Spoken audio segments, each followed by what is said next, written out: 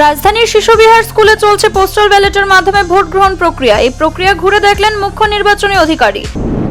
প্রায় শেষ লগ্নের প্রচারে বাড়ি বাড়ি গিয়ে ভোট চাইছেন রামনগর বিধানসভা কেন্দ্রের উপনির্বাচনের বিজেপি প্রার্থী দীপক মজুমদার।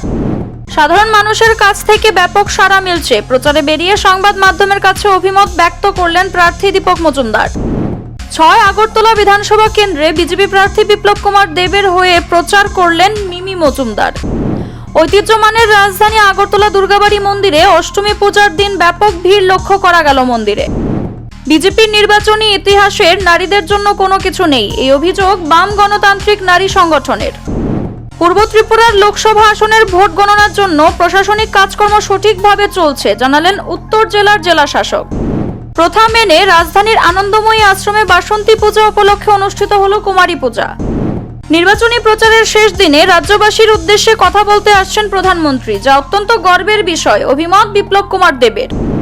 ইন্ডিয়া জোটের প্রার্থী আশিস কুমার সাহার সমর্থনে আগরতলায় প্রচার কর্মসূচিতে অংশ নিলেন কংগ্রেসের সর্বভারতীয় নেত্রী প্রিয়াঙ্কা গান্ধী।